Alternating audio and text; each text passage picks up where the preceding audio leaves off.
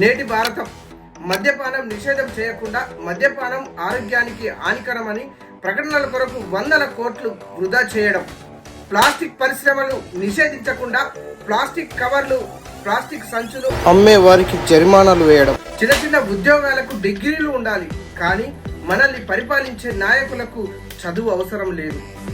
చదువు లేని లేదా తక్కువ చదువుకున్నటువంటి నాయకులకు సేవకులుగా చాలా ఎక్కువ కష్టపడి చదివినటువంటి ఐఏఎస్ ఐపీఎస్లు సెల్యూట్ కొట్టడం, చిన్న చిన్న దొంగతనాలు చేసే దొంగలకు కోర్టులు వెంటనే శిక్షలు విధించడం, కానీ పెద్ద పెద్ద కుంభకోణాలు చేసేటువంటి నాయకులకు పారిశ్రామికవేత్తలకు ఎలాంటి శిక్షలు వేయకపోవడం.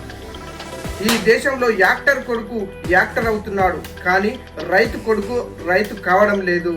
రైతు కొడుకు ఇతర దేశాలకు వలసగా పోయి కూలీగా మారుతున్నాడు.